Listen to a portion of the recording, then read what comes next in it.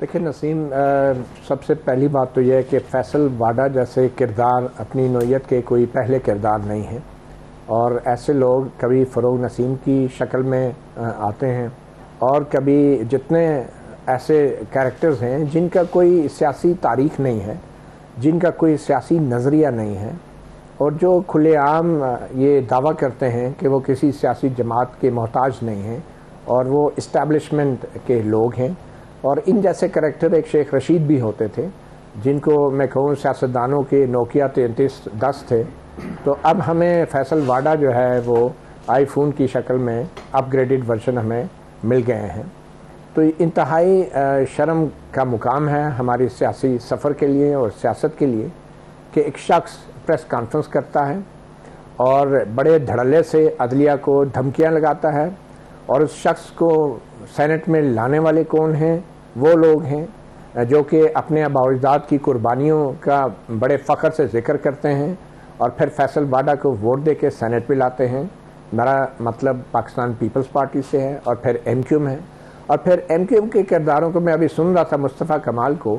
یہ تو بالکل وہی ایم کیو ایم ہے کہ جو جنرل ضیاء الحق کے دور میں جس طریقے سے یہ اسٹیبلشمنٹ کی کاسلیسی کر کے یہ اپنی طاقت اور اختیارات کو بڑھایا تھا.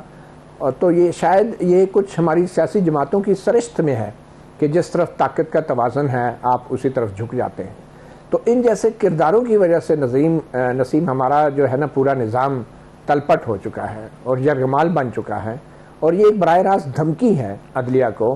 اور پہلے سسٹم مارشاء اللہ ہوتا تھا، پھر سسٹم پی سی او کا آ گیا کہ فوجی حکمران کے ہوتے ہوئے ایک اور مارشاء اللہ، اور صرف ججوں کو فارغ کر دیا. اب تو ان کو کسی پی سی او کی بھی ضرورت نہیں ہے، کسی ہم وطنوں کی تقریر کی بھی ضرورت نہیں ہے، کسی باوردی فوجی حکمران کی بھی ضرورت نہیں ہے. جب ان کو اس قسم کے سیاسی ملازم اور میں کہوں گا کہ بیٹ مین مل گئے ہیں ان کی خدمت کرنے کے لیے، تو پھر ان کے لیے تو اعلان کرنے کی ضرورت بھی نہیں ہے. اور میرے خیال میں یہ بہت بڑا چیلنج ہے شہباز شریف کی حکومت کے لیے. حکومت بے معنی ہوتی جا رہی ہے، بے وقت ہوتی جا رہی ہیں، اور آپ یہ دیکھیں گے کہ شہباز شریف کی وقت وہی ہو جائے گی وقت کے ساتھ ساتھ جس طرح کہ تاریخی طور پہ روایتی طور پہ ہمارے جتنے بھی وزیر دفاع رہے ہیں جن کو شاید اپنی وزارت دفاع کا پتہ بھی نہیں ہوگا کہ اس کی لوکیشن کیا ہے. تو یہ ہمارا سسٹم جو ہے بہت ہی زیادہ بے وقت ہو رہا ہے. اور فیصل واڈا نے جو تقریر کی، مصطفیٰ کمال نے جو تقریر کی، میں سمجھتا ہوں کہ گو تاخیر سے مگر چیف جسٹس فائز عیسیٰ نے درست فیصلہ کیا ہے اور ان کو شوکاز نوٹس جاری کیے ہیں. اور اس حوالے سے اگر کسی بھی مہذب معاشرے میں اس طرح کی پریس کانفرنس ہوتی تو سب سے پہلے تو پرائم منسٹر استعفیٰ دیتا، اس کے بعد جو پارٹی جس پارٹی کے ووٹ سے فیصل واڈا جیسے لوگ منتخب ہو کے پارلیمنٹ میں آتے ہیں وہ پارٹی اس کے حوالے سے کچھ وضاحت دیتی، اور اس کے بعد اٹارنی جنرل آف پاکستان جو ایک آئینی عہدہ ہے وہ میں حیران ہوں کہ وہ ابھی کیسے وکٹ کے دونوں طرف کھیل رہے ہیں.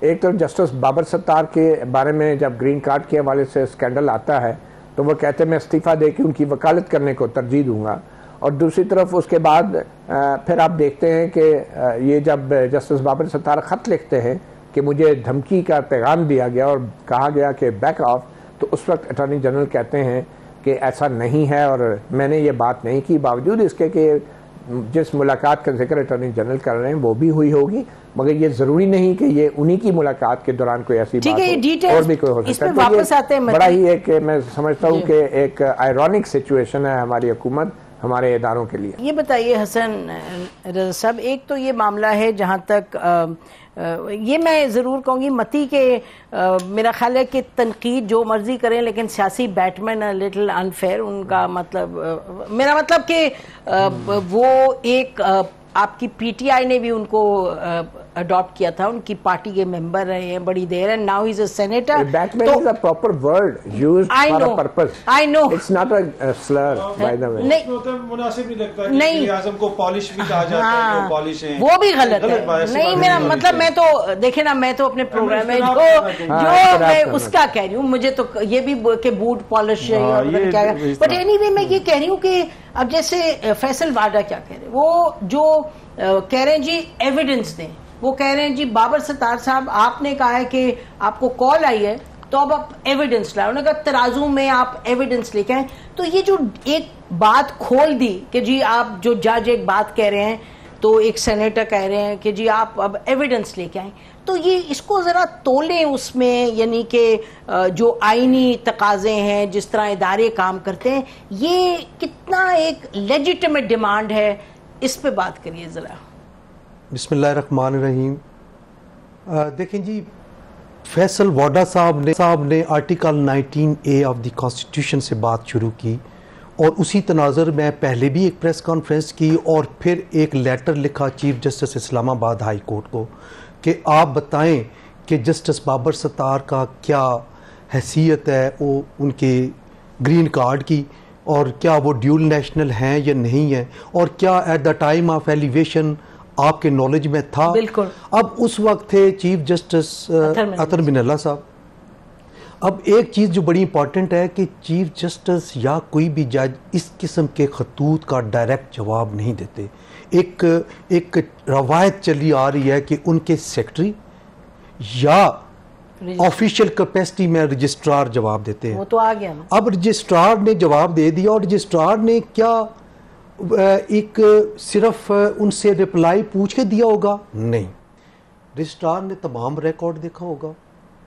رجسٹرار نے اس وقت کے چیف جسٹس سے بھی معلومات لی ہوں گی کہ جی کہ کیا جواب لکھنا ہے، چونکہ اگر اس کا کورٹ میں معاملہ جاتا ہے یا سکروٹنی ہوتی ہے تو رجسٹرار کی طرف سے دیے گئے جواب کی سینکٹیٹی برقرار رہنی چاہیے. پریس کانفرنس سے پہلے آیا تھا جواب متی اینڈ پریس کانفرنس کے بعد آیا؟ پریس کانفرنس کے بعد آیا ہے. جی پریس ان کی کانفرنس شکایت تھی نا کہ میں نے بہت دن پہلے لکھا تھا. اچھا، لیکن وہ جواب جس طریقے سے آیا اٹ مینس کہ that was in pipe line. بہرحال جواب ایک آ گیا. نہیں، بٹ پھر بعد میں آیا یہ تو. اس کے باوجود ان کو یہ سب کچھ کرنے کی ضرورت نہیں تھی. اس میں اور بھی آئینی بھی راستے ہیں اور قانونی بھی راستے ہیں. آپ کر سکتے تھے ایک اور کہ آپ رٹ فائل کر سکتے تھے، کہہ سکتے تھے جی کہ میں نے یہ انفارمیشن سیکھ کی ہے آرٹیکل 19A کے تحت، اور آپ کا فرض بنتا ہے، حق بنتا ہے کہ مجھے بتائیں ایز شہری، مجھے یہ پتہ ہونا چاہیے. لیکن وہ راستہ انہوں نے اختیار نہیں کیا. چیف جسٹس نے کہا نا آج کورٹ میں کہ آپ لا سکتے. جی میں وہی دوسری چیز، اگر ان کو یہ شبہ ہے کہ گرین کارڈ جو ہے وہ ڈیول نیشنلٹی کی تعریف میں آتا ہے، جو کہ میری سمجھ کے مطابق وہ ڈیول نیشنلٹی کی تعریف میں نہیں آتا، وہ کبھی بھی امریکن نیشنل کنسیڈر نہیں ہوں گے until and unless green card holder apply کرتا ہے پھر کہ مجھے اب نیشنلٹی دی جائے. تو یہ نیشنلٹی نہیں ہے. پھر اگر سمجھتے ہیں کہ انہوں نے کنسیلمنٹ کی ہے یا کچھ ایسی چیز کی ہے تو پھر ان کے خلاف ریفرنس فائل کر سکتے ہیں، آرٹیکل 209 وہ کر سکتے ہیں. یعنی آپ کے پاس ریمیڈیز اویلیبل ہیں کہ آپ وہ ریمیڈیز اویل کریں. مثلا دیکھیں، ہم نے ایک ریفرنس فائل کیا ایک جج صاحب کے خلاف، تو ہم نے کوئی ان کو ٹرولنگ نہیں کی، کوئی ان کے خلاف اس طرح کی. ہم نے کہا جی کہ کچھ شکایات آئی ہیں، ہم نے ڈاکومنٹری ایویڈنس کلیکٹ کر لی ہے، آج ہماری میٹنگ ہوئی ہے اور ہم ریفرنس فائل کرنے جا رہے ہیں، اور لیٹر آن ہم نے ریفرنس فائل کر دیے. تو یہ ہے طریقہ کار، بجائے اس کے کہ آپ ان کی فیملی کو ملائن کریں، آپ ان کا نام لے کے باہر کہیں. اور پھر انسٹیٹیوشن آپ دیکھیں کہ یہ جسٹس قاضی فائز صاحب کا اکیلے کا فیصلہ نہیں ہے، یہ ایک پریکٹس اینڈ پروسیجر ایکٹ کے تحت 3 ججز پہ مشتمل کمیٹی ہے جنہوں نے فیصلہ کرنا ہے کہ کیا اس پہ ہمیں سو موٹو لینا چاہیے یا نہیں لینا چاہیے. اور میرا خیال ہے کہ تینوں نے کولیکٹیولی یہ فیصلہ کیا ہے کہ یہ سو موٹو لیا جا سکتا ہے، اسی لیے انہوں نے لے کے آج جو ہے وہ نوٹس جاری کر دیا. تو میں سمجھتا ہوں کہ اگر اس وقت کی حکومت جب 62-63 کی زد میں آئے تھے اور اس وقت کی جو سپریم کورٹ ہے ان کو پراپرلی نائل قرار دیتی، جس طرح کہ یوسف رضا گیلانی یا باقی لوگوں کو 5 سال کے لیے نائل قرار دیا تھا، تو شاید یہ نوبت نہ آتی جو آج نوبت آئی ہے.